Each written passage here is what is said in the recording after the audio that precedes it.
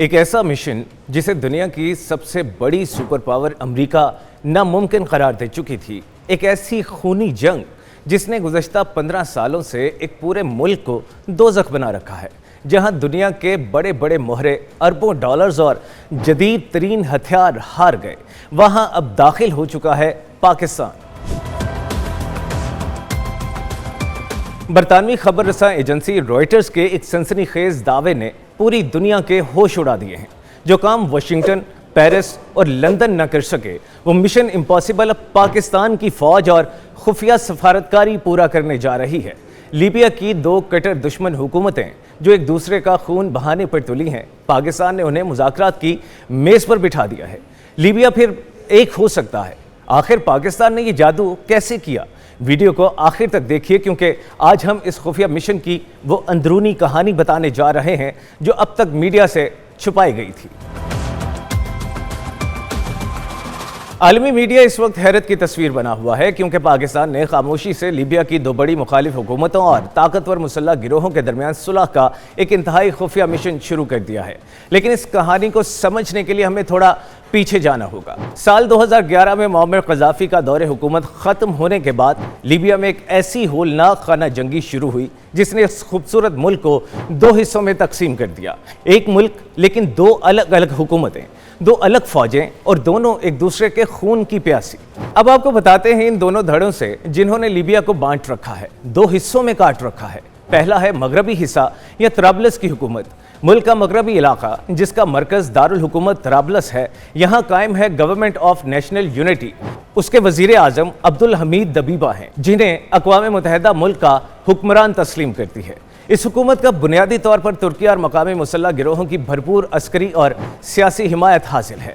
ان کے مقابلے پر مشرقی اور جنوبی حصے میں حکومت قائم ہے گورنمنٹ آف نیشنل اسٹیبلٹی، جس کا مرکز سرت اور بن غازی کے شہر ہیں، یہاں کے ایک بے تاج بادشاہ اور سب سے طاقتور شخصیت ہیں۔ فوج کے کمانڈر خلیفہ ہفتر اس مشرقی حکومت کو وہاں کے بااثر قبائل، پارلیمنٹ اور بین الاقوامی سطح پر مصر، متحدہ عرب امارات اور روس جیسی سپر پاور کی پوری پشت پناہی حاصل ہے۔ یہ صرف اقتدار کی جنگ نہیں، بلکہ یہ دنیا کے سب سے بہترین اور مہنگے تیل کے کنووں پر قبضے کی جنگ ہے۔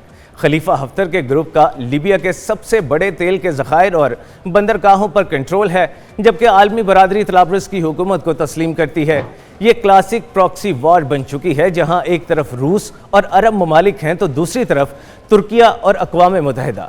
سپر پاور کہلانے والا امریکہ کئی سال سے اس دلدل سے نکلنے کا راستہ ڈھونڈ رہا ہے، مگر ناکام رہا۔ تو پھر پاکستان اس گیم میں کیسے شامل ہوا؟ جہاں دنیا کے باقی ممالک کو شک کی نگاہ سے دیکھا جاتا ہے، وہاں پاکستان کا سب سے بڑا پلس پوائنٹ یہ ہے کہ اس کے تعلقات ان دونوں مخالف دھڑوں کے ساتھ بہترین ہیں۔ سفارتی محاذ پر دھماکہ تب ہوا جب پاکستان نے لیبیا کی مشرقی فوج کے ساتھ JF-17 تھنڈر لڑاکا طیاروں اور سپر مشاق تربیتی طیاروں کی فروخت کے لیے ایک بڑی دفاعی ڈیل کی، اربوں ڈالر کی ڈیل۔ اس ڈیل نے پاکستان کو خلیفہ ہفتر کے گروپ کے بہت قریب کر دیا۔ دوسری طرف مغربی حکومت نے بھی پاکستان سے براہ راست بات چیت کی خواہش ظاہر کی۔ کہانی میں سنسنی خیز موڑ پچھلے مہینے آیا جب مغربی میڈیا رپورٹس کے مطابق لیبیا کے سب سے طاقتور کمانڈر خلیفہ ہفتر کے بیٹے اور عسکری رہنما صدام ہفتر نے پاکستان کا انتہائی خفیہ دورہ کیا اور راولپنڈی میں Pakistani army chief field marshal Asif Munir سے ملاقات کی۔ اس ملاقات کے فوراً بعد وہ واشنگٹن روانہ ہوئے اور امریکی وزیر خارجہ مارکو روبیو سے ملے۔ میڈیا رپورٹس کا دعویٰ ہے کہ پاکستان اس گیم کا مرکزی کھلاڑی بن چکا ہے۔ اب بات کرتے ہیں اس ماسٹر پلان کی جو پاکستان کی ثالثی میں تیار ہو رہا ہے۔ رائٹرز کے مطابق صلح کے اس فارمولے کے اہم نکات یہ ہیں۔ پہلا نکتہ، اگلے 36 مہینوں کے لیے ایک عارضی حکومت بنائی جائے گی جسے گورنمنٹ آف نیشنل کنسنسس کا نام دیا جائے گا۔